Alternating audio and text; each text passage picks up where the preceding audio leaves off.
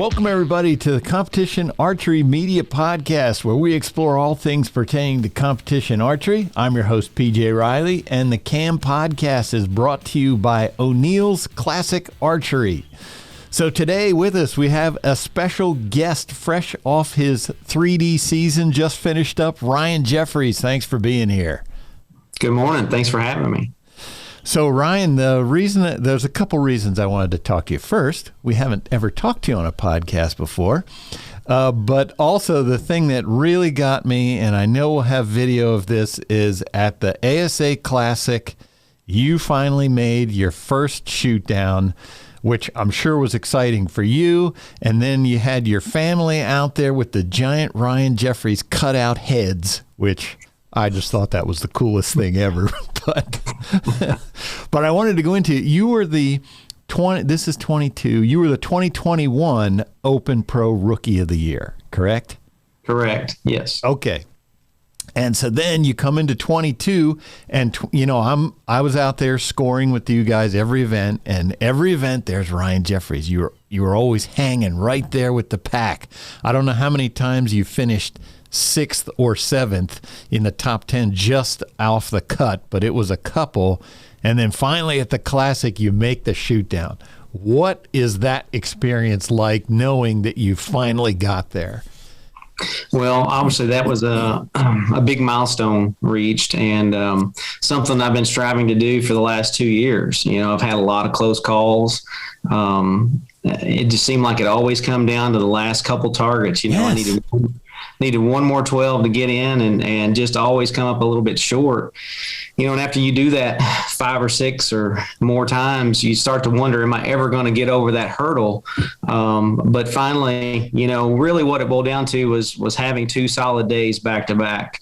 The previous tournaments, I had always struggled to put a good score on the board the first day, and then would come out on the second day and shoot really well, put myself in a position to make the top 5, but would come up a little bit short.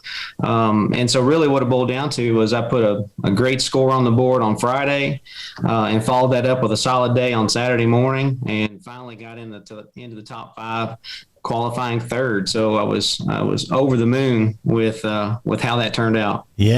Yeah, I think it was London. I forget which one, but it was literally the last arrow. It was whatever you shot and someone else shot, that was going to determine whether you're in, and you were just on the losing end of that, finishing 6th, just out of it. I imagine, like you said, I know I talked to Justin Martin earlier this year, and that happened to him a bunch. How is that? Before we get into making it in there, how do you recover from that when you just miss? I mean, you had that great day, and then I just missed. Well, I mean, you got to take everything as a lesson, and experience. It takes a little bit of time to get acclimated to shooting in the pro class, and obviously guys like Dan and Levi are raising the bar constantly. So trying to keep up and make it into that top 5 is no small task.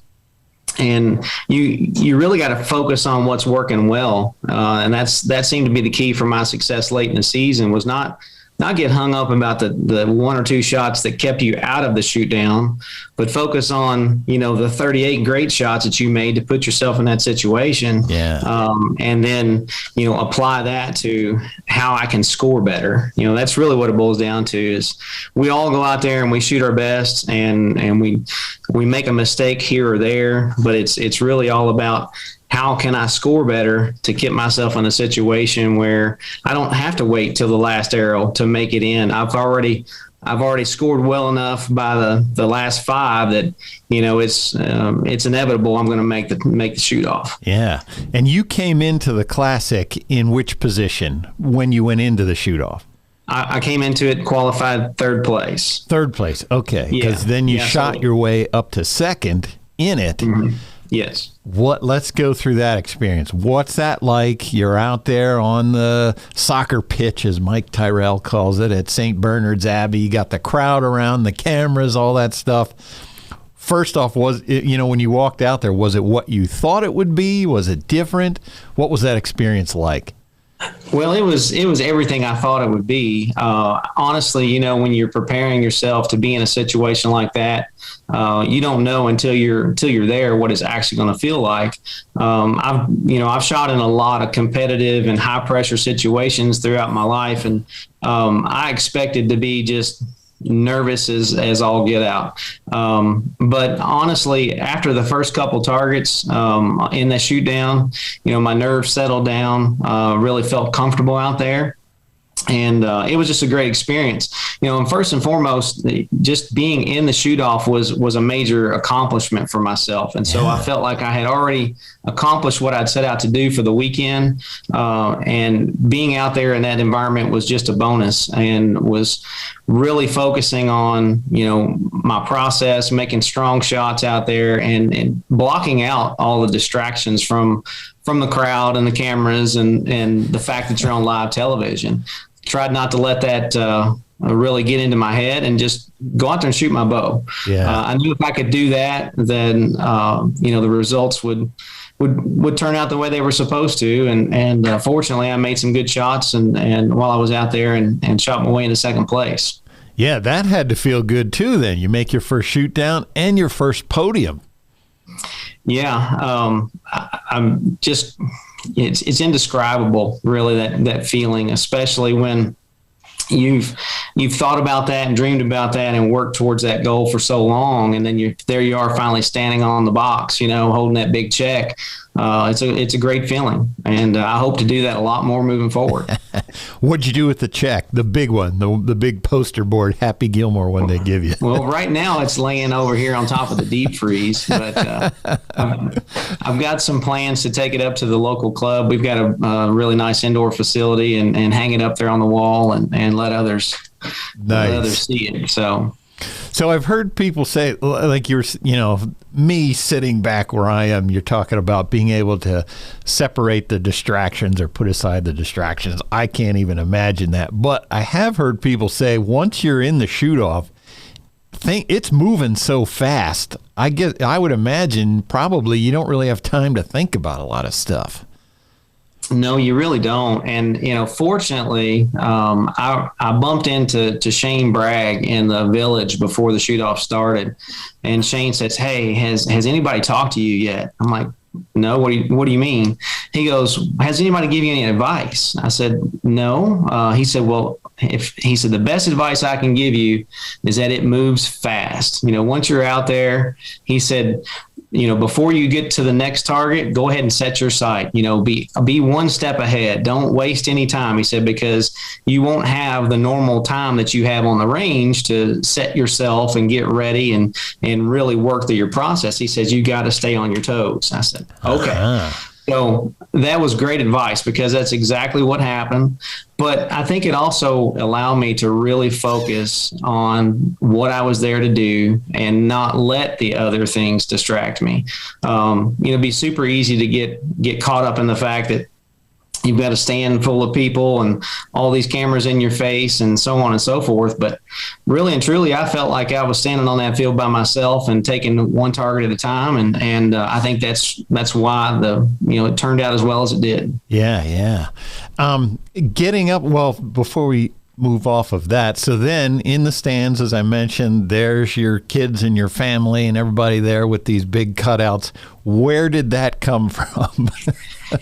So that was a surprise. I didn't know that was coming. That my wife, she had planned that earlier in the year, and I think it was right after Foley. I got really close at Foley of making the shoot off. Came down to the last arrow. Had I hit a 12 on the last one, I would have been tied for fifth place. And I think it was at that point she realized, he might make one of these shoot downs before the year's over with. And so she got the bright idea, her and some of the ladies that travel with us, of coming up with these fat heads. That when the day came that I made the shoot off, they wanted to have those ready to go. And so she'd been carrying those around with us in our camper, all season, just waiting for the opportunity to pull them out and surprise me with them. So I was standing off to the side talking to Dan McCarthy and getting ready to go out for the shoot off. And Josh Grine had noticed that the fatheads were in the stands. And he leaned over to me. He goes, "Hey, they got Ryan Jeffries fatheads up in the stands." And so that's the first I knew about it. It was pretty awesome.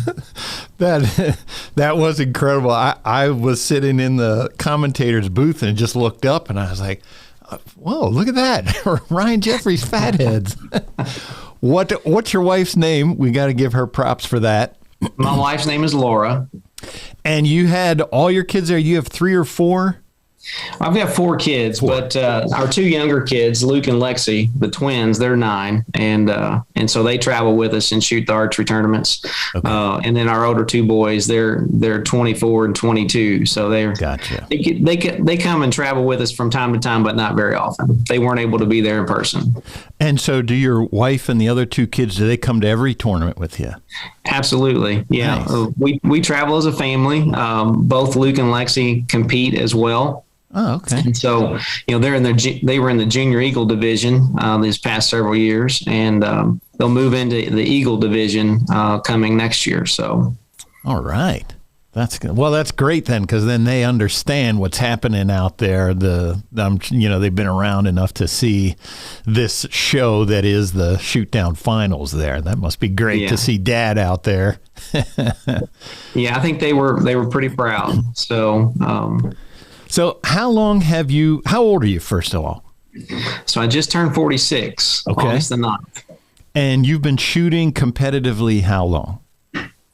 A very long time, PJ. So I started shooting when I was 5 years old with my dad at some local 3D stuff. And it really wasn't 3D back then. It was more paper targets and things like that. But right. But I have been around to see the whole evolution of what 3D archery is today. Now, I shot a lot back in the late 90s, shot a lot of the ASA tournaments back then, had a lot of success. And actually, I shot 2.5 years in Open Pro from 2000 to 2002. Oh, okay. And as a young man, I was in my early 20s back then. And so after that, and around 2003, my wife and I started a family, and my engineering career, was taken off. And so I took some time away from archery to focus on the family and the career. And then about 2016, was able to get back into competitive archery again, and which has been great, because been able to share that with my younger kids and travel as a family, and it's a lot different now than what it was 20 years ago, and we've made a lot of great friendships through it, and just it's just been a really good for our family to get involved with it, and it's something that we really enjoy doing as a family. Yeah. I honestly believe if the family wasn't able to travel with me and weren't interested in it as much as I am, then it would be more difficult for me to compete and travel as much as we do. Right. So I was going to ask you, so you are an engineer. What kind of engineering do you do? So I'm a civil engineer. Okay. So I got my degree back in 1999. I've been working as a civil engineer, ever since, and worked for the United States Army Corps of Engineers. So I've been with them about 15 years at this point, and it's been a very rewarding career. And fortunately, I've got some flexible annual leave that I can use to travel when we need to, and it makes this possible, honestly. Yeah. All right. So you engineering career, you got a family, all that stuff. So why would you pick up, competitive archery at this level? Because obviously this is a different level of commitment than just going out and shooting, with your buddies on the weekend or something. Well, I have always been, I think archery is the only thing I've ever really been that competitive with. If we're playing cornhole or a pickup basketball game, I'm just there to participate. But when it comes to archery, I want to compete at the highest level. I always knew that I had the potential to do that. And so just picking it up as a hobby really wasn't much of an option for me. When I came back in 2016, I started back at the semi-pro level, and I felt that's where I would belong, honestly, at that point. And it took me a few years to really start to adjust to some of the changes that 3D archery had experienced while I was away from the sport. And since I've been able to do that, then my ability to be competitive and move up and shoot and basically win out a semi-pro over the course of a couple years is what landed me where I'm at today. So it wasn't so much a choice, but just as, with the way the organization is set up, that, after you have a certain amount of success, you're kind of forced into the next level. Yeah. Well, that next level for me was the Open Pro division. And honestly, at 45 years old and working a full-time job with a busy family schedule, that's no small task. So it takes a lot of commitment, a lot of dedication and discipline. But if I'm not working or spending time with my family, I'm shooting and preparing myself for the next tournament. So I'm definitely putting the work in to get to where we are, where I'm at today. And I look forward to maintaining that for as long as possible. Yeah. I mean, obviously at my age, it's not as easy as it used to be in terms of, my physical abilities.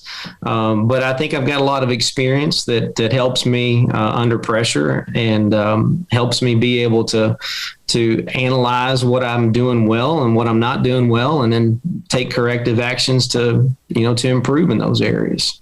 So that, I would imagine that if I were in your situation, I would think I would feel especially good about, okay, you're, at the Classic there, only your second year in the Open Pro division. You finished second place. There's Levi and Dan on either side of you. And I mean, these are guys who that's all they do for a living.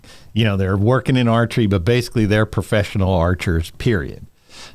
And at 45, an engineer that you're able to hang with, arguably two of the best unknown 3D archers we've ever seen. Bam, you're right there in the middle. Well, I just think I would feel pretty good about that. Yeah, it feels pretty good. You always wonder if you can stack up against folks at that caliber.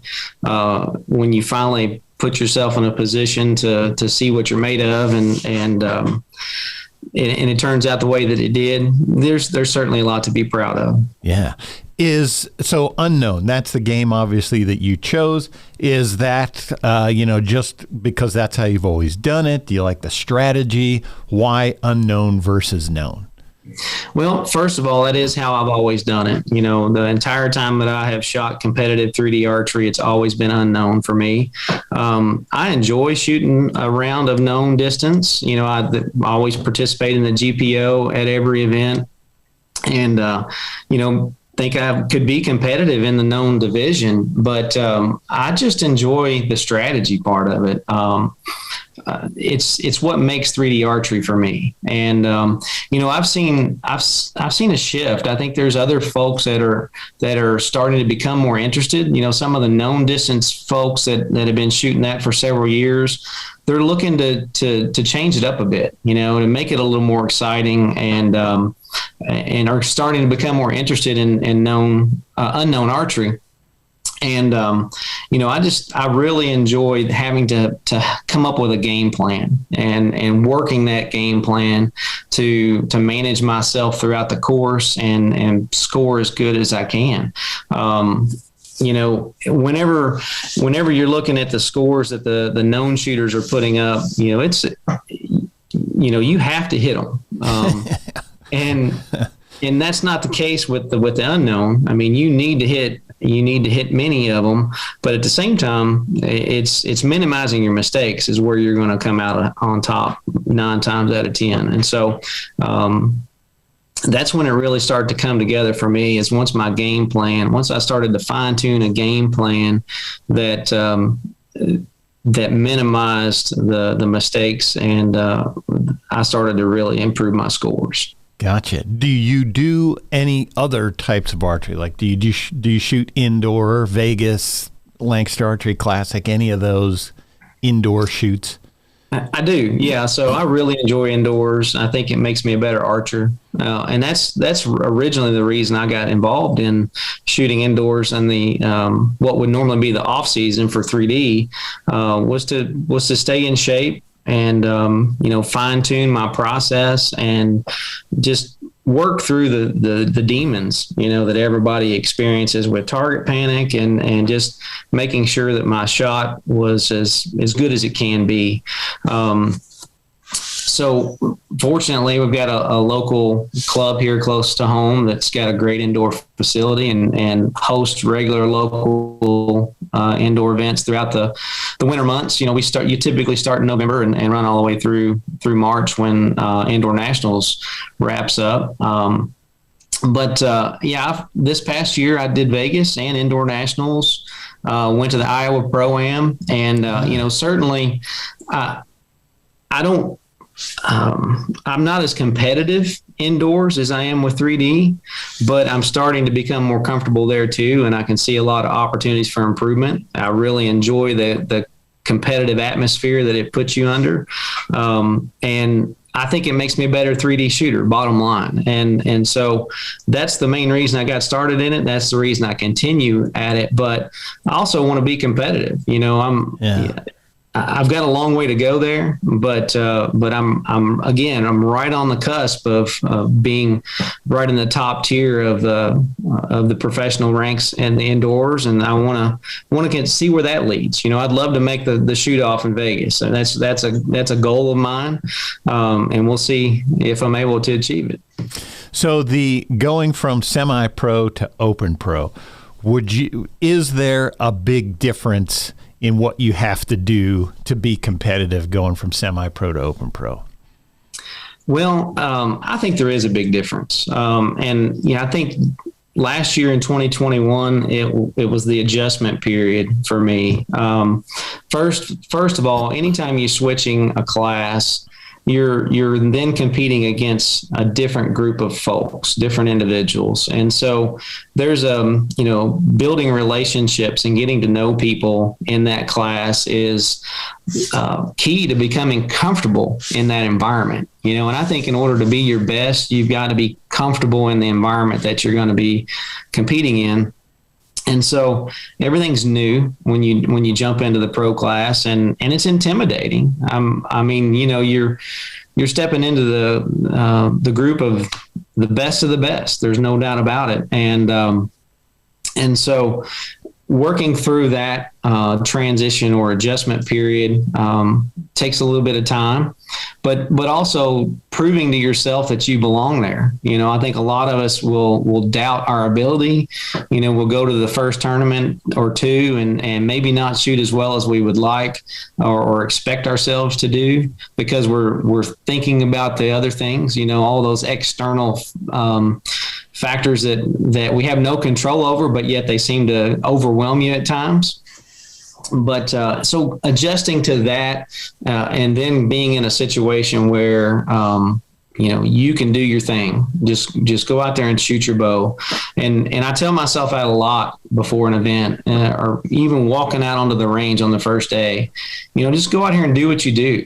You've been shooting competitive archery for 40 years. This is not new, and just have fun. Bottom line, go out there and have fun.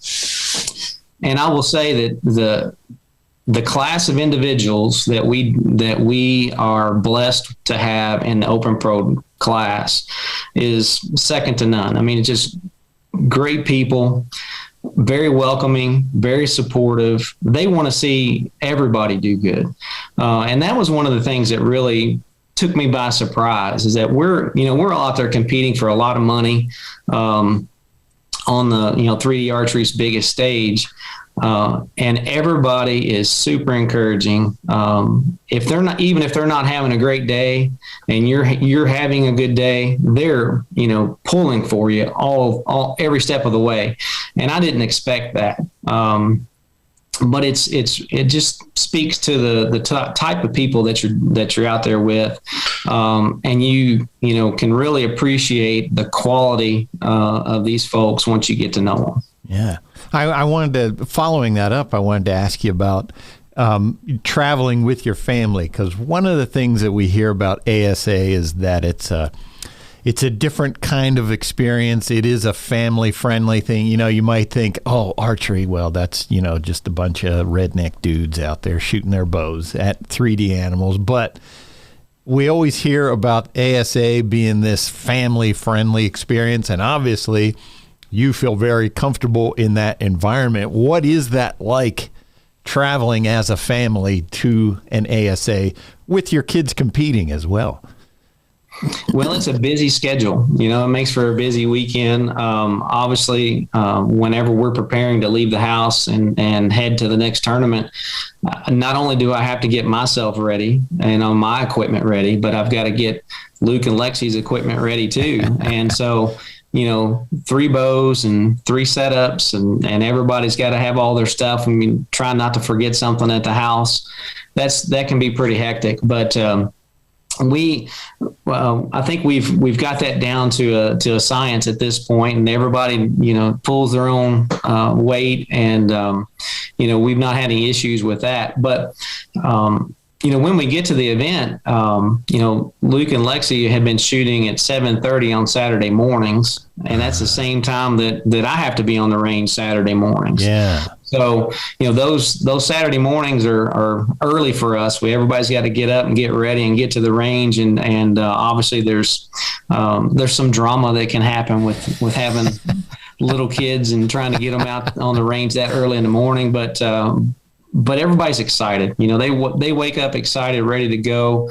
And we just have a great time.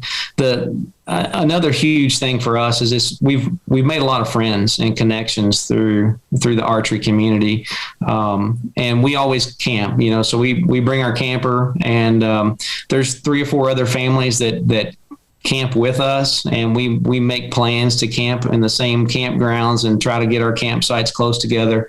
They all have kids that are about the same age as ours. Nice. And we just enjoy spending time with those folks. And that's a very rewarding part of our archery family is meeting up with these folks that we only get to see once a month, and only for 6 months out of the year, typically, because they're out of state. But we genuinely enjoy that. And those were some of the folks that were up in the stands rooting for us in the shoot down.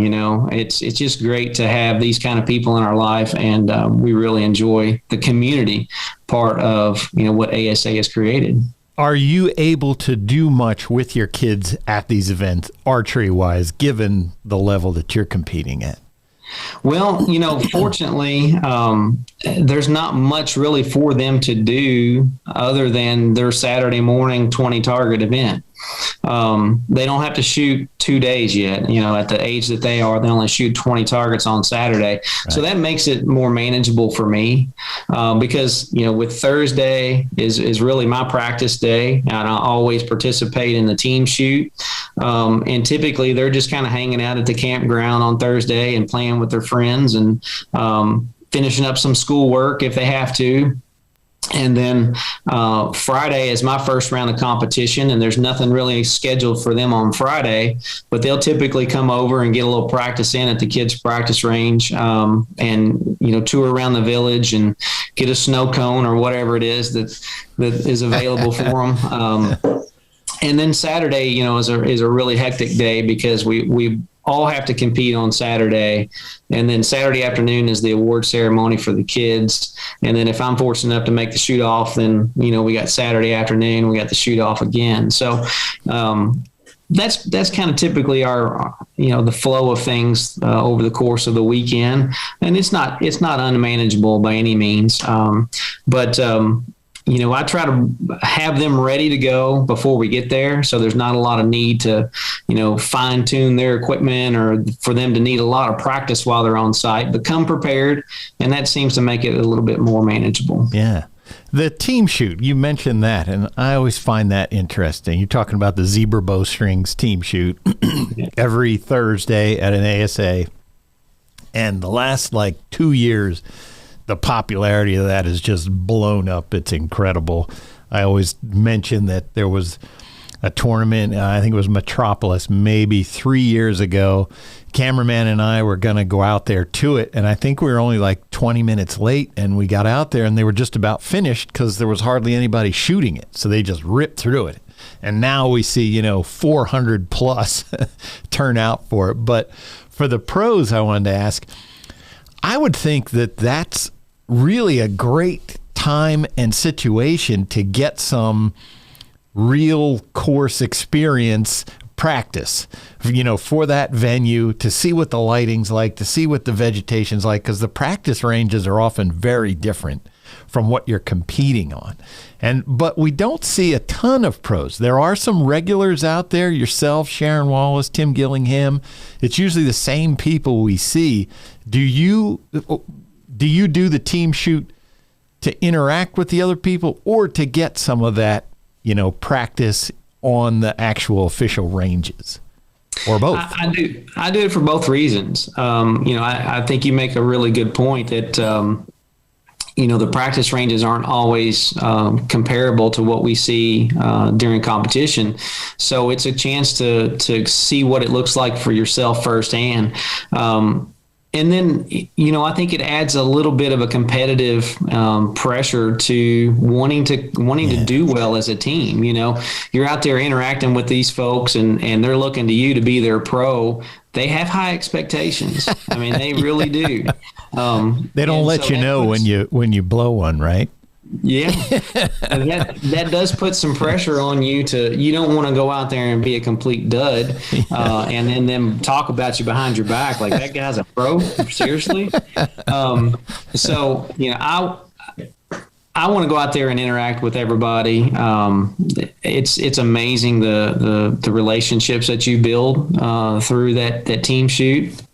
And I just think it's a great opportunity for us pros to interact with the amateurs and just let them see that we're normal people. I think there's some sort of a misconception that the pros are celebrities or anything like that, but nothing could be further from the truth, because we're just regular people who love to shoot our bow, and it's good for folks to see that. And so that's obviously the ultimate goal for competing in those team shoots, is to interact with the other folks. But obviously, we wouldn't do it if it wasn't helping us also prepare for the weekend ahead. Right. And it can be a huge confidence booster. You go out there and you shoot 14 up on 10 targets.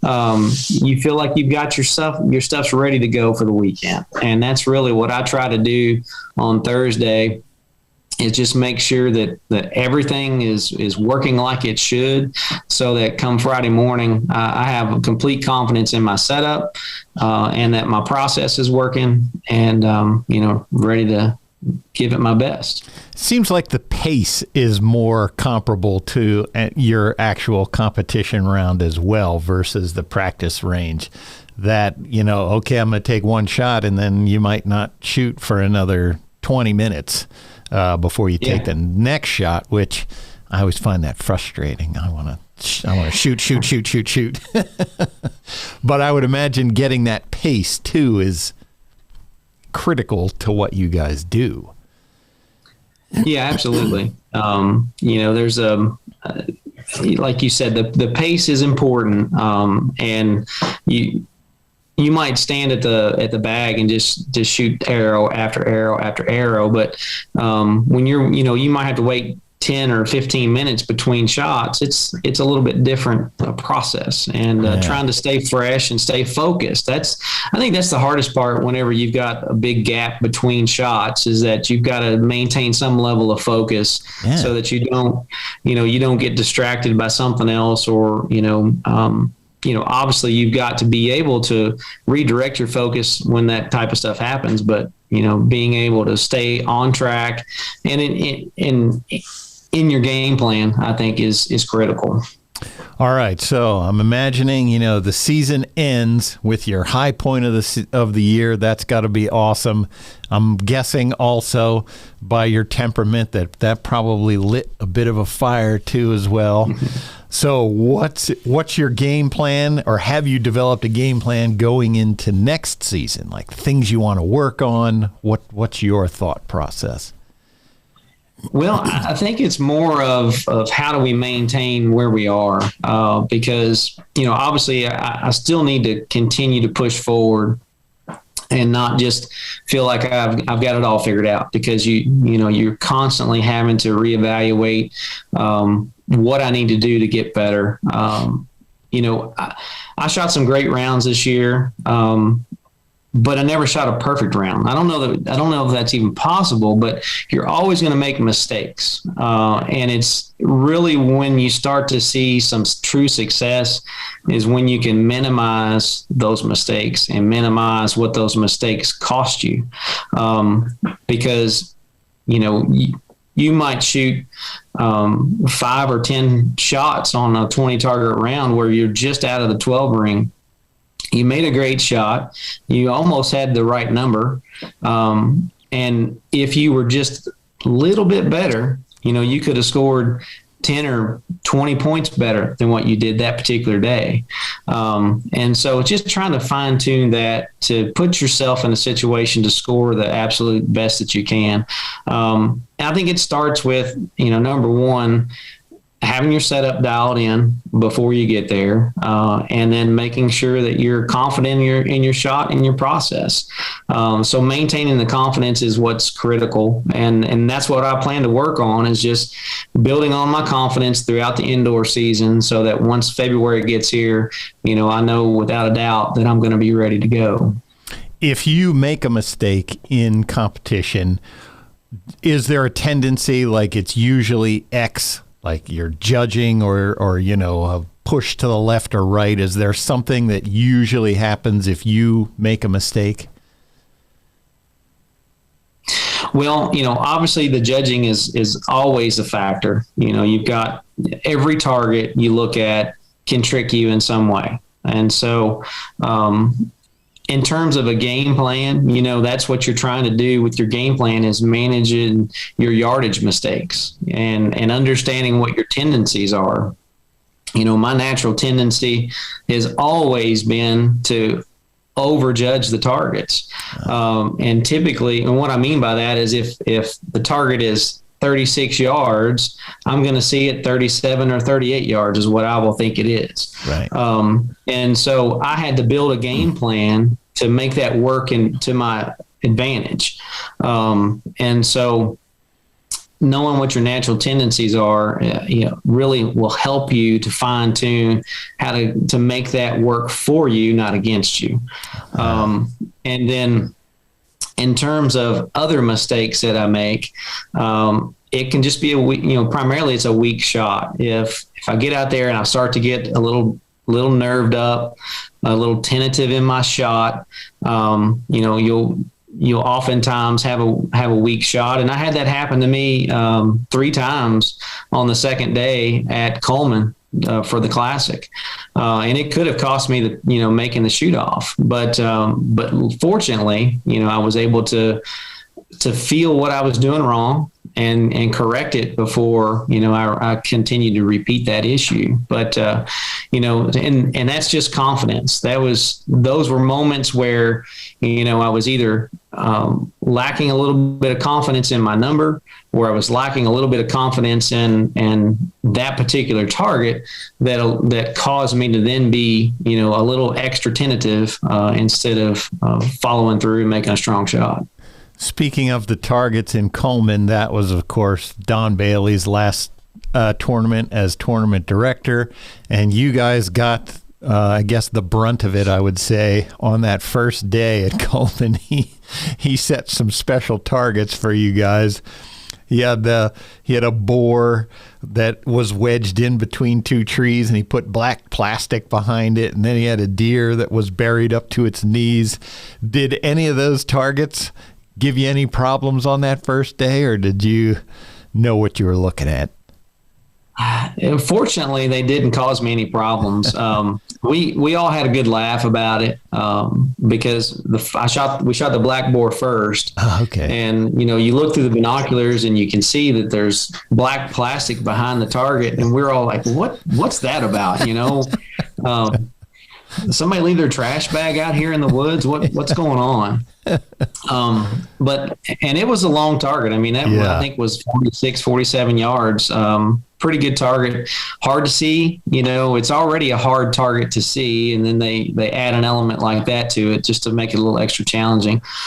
Fortunately for me, I think I shot a 10 on the black boar, and then a couple targets later was the deer. And honestly, from the stake, and I'm not a tall person as it is, but from the stake, you couldn't see that the deer's legs were buried. Right. At least I couldn't. You could just tell that it was over the crest of the hill, and you could only see basically from the belly line up. And that's not uncommon for us to see a target like that. So it was really just I didn't think anything about it. Just looked at the target and made judged it like I would any other way, and actually shot 12 on that one. So it didn't hurt me at all. and walked up to the target and then saw it was buried up past its knees, and we all, I was like, they're really trying to trip us up. But I think honestly there was many other targets on that course that were more challenging than those two. The Wolverine. That long Wolverine, holy cow. That thing was serious. Yes, it was. And there were some tough targets out there. So all in all, I think it was a really good course. Don did a great job for his last event there. Yeah. He he definitely had fun with that one. I was standing by the deer in the beginning with Brandon Reyes's group, and he's looking through the binoculars, and he kept checking off, and he was like, something wrong with that target. He's like, I can't figure out what it was. So then I walked with him up to the target, and everybody thought he was cut off at the knees first off, and then they realized that, hey, he actually dug a hole and buried him down in there. Yes, he did. Is there? But coming away from a weekend like that, are there specific shots that stick in your head that you come back and you're like, all right, that one exposed something I need to work on, or is it more general than that? I'm thinking there would be a shot or two that I'd be like, man, you know what? This got me on that. Mainly it would just be the shots where I didn't make a strong shot that stick with me as much as anything. From a judging perspective, none of the targets really trip me up or bother me, or I don't have a target that I just absolutely despise. You hear some people walk up to a target and say, I hate this target. Well, I don't look at it that way. I look at all the targets as equally challenging, and so I don't let them psych me out before I get stake and get ready to take my shot. I think you mentioned that to me one time. I said something about hating a target, and you were like, "Oh, you shouldn't hate that one. That should become your favorite one then." I forget what tournament that was at. I think I said I love all the targets. Yeah. You love them all. And that's true. I mean, if you let one particular target get in your head, then it's already defeated you before you step up there to take your shot. And so, the bottom line is all the 10 rings and 12 rings are the same size. And so I look at it from that perspective, that I've got 5 inches of 10 ring to work with on every target, no matter which target it is. And so what I try to do is, if there's a particular target that gives me trouble, then I make sure to practice that target a little extra than I do the others. Right. Do you have all of the targets at home? So I do have a full set of McKenzie's. I bought those in 2021. Now, of course, they switched a couple of them out on us, and so I don't have the new feeding doe, and I don't have the hyena. But Gotcha. and it looks like they're switching a couple more out on us for next year. So Yeah. I've got a few more targets to pick up to have a full set. Is that something you have set at your house, or do you mentioned a club? Do you have them out there? What's your setup? Well, so I do have them here at my house, and I don't have any, woods or anything to set them up in, just out here in my backyard. And I found that that's still really good practice because you're looking at targets, you're shooting and aiming at targets as opposed to just aiming at spots for practice. And then obviously, I think with it being kind of a wide open in my backyard, kind of like a shoot down, practicing in that environment was beneficial to me. When it came time to be in the shoot down, because I'm familiar with seeing these targets in wide open, brightly lit space. Right. Yeah, I only have 4, but I noticed then there's little things you learn to see on them, little muscle definition, where the shoulder comes around, little references like that. So I would imagine you guys really pick up on that probably more than I do. Yeah, absolutely. I think the more you can look at the targets, the better off you're going to be, particularly from a judging perspective. But even just shooting,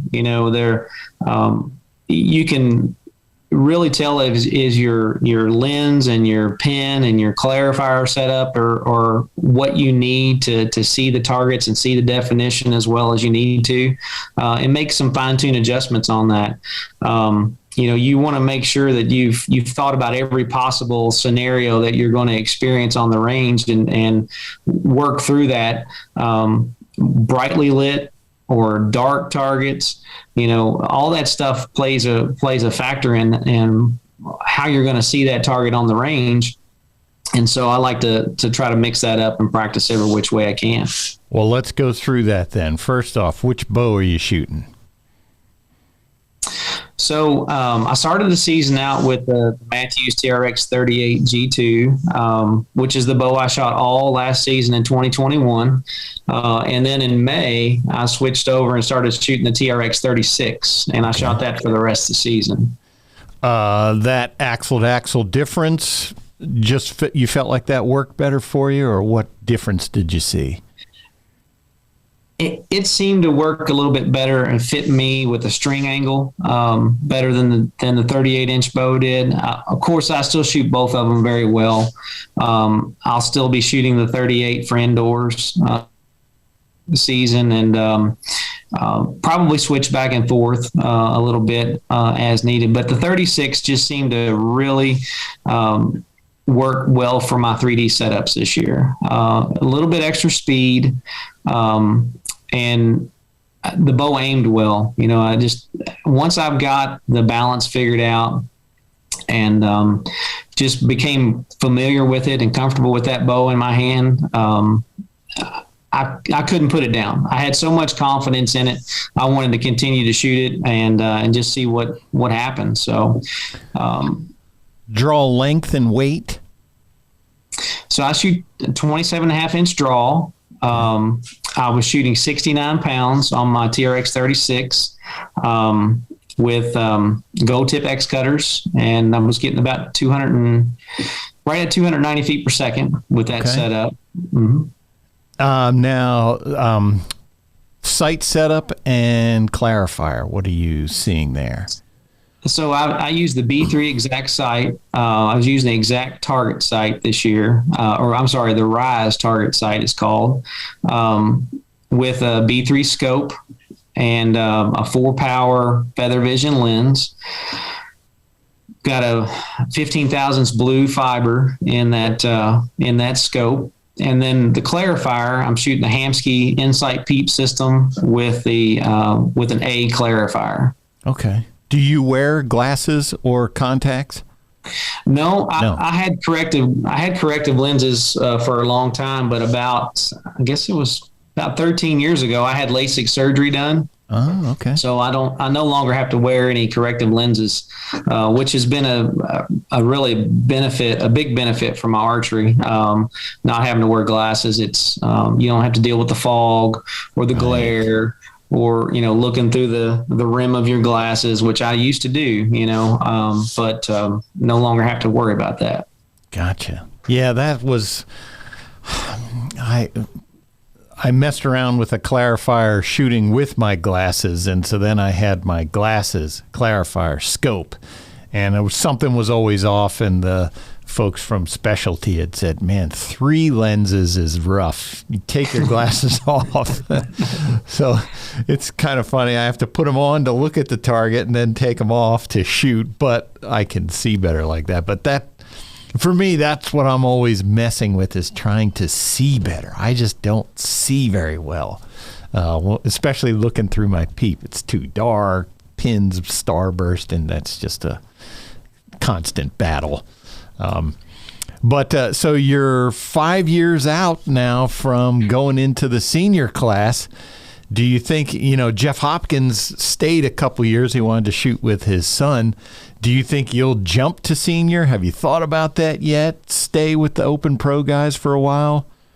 Well, I think it'll depend on, how the next few years go. Obviously, I still have some very lofty goals, between now and that time. Obviously, I recognize I'm getting a late start on these guys, and the competition's not getting any older. I guess they're getting younger. We're getting some really good talent coming in, but at the same time, I want to make the best that I can of these next 5 years, and ultimately I want to win one of these tournaments. Right. That's been a goal for a long time, and I think after the way things went for me at the Classic, I proved to myself at that point I can do that. And it certainly won't be easy. And there's a lot of tough competition out there, but I'm going to keep working as hard as I can to achieve that goal before I run out of time. Whether or not I'll switch to the senior class, I probably will. When I'm old enough to move into the senior division, I think I'll be ready to do so. And, hopefully that'll be a successful transition as well. Yeah. Is there one shot, now that the season's over, is there one shot that you look back on from this season that sticks out, either for good or bad reasons, but just one shot that just for you, when you think about 2022, this one stands out for whatever reason? Absolutely. There's one shot that stands out, and that was the final shot in Coleman for the Classic. We're standing out there on the field, and I was second to last, and Levi, was going to shoot last. And listening to you and Darren doing the commentating on the broadcast there was some speculation on whether or not I was going to go for the 14. Oh, right. Yes. Right. Well, I had done the math and looked at all the possible scenarios, and even with a 14, I couldn't beat Levi. Right. And so he would have had me on 12 count or bonus rings. So had I shot and hit the 14, he shot a 10, he would still win. And so, but if I shot a 5, yes, I would have fallen back to 4th place, because Braden Jones would have had me on 12 count as well. Right. So the smart play for me at that point was to put one, in the 10 ring and seal up 2nd place, because that obviously was a huge accomplishment for me to be in that situation. And I think you said it on the commentating, was that, to make your first shoot down and make the podium, that's a pretty big deal. Yeah. And that's exactly what was going through my head as well. But when it all came down to it, I wasn't thinking about 2nd place. I wasn't thinking about hitting or missing. I looked at that target and I told myself, like 1,000 times before, you've shot this target, just make one good arrow and put it in the middle. And that's what we did. Nice. What was it like for you then coming home from that? I'm sure, text messages, emails, all that stuff, phone calls and stuff. What was that experience like? the aftermath? It was great. Had a lot of people reach out to me and congratulate. And it continues to this day. People that I may not have seen in person since the event. Whenever I do run into them, everybody's, hasn't forgot about it. Although it's been a few weeks, there's been a lot of folks that have been very, very supportive throughout the entire season and have wanted me to do well, and have certainly been there to congratulate me, once things turned out like they did. Yeah. Do you go back? I'm sure you went back and watched the broadcast afterward. How is that for you then, seeing yourself out there on the broadcast watching it?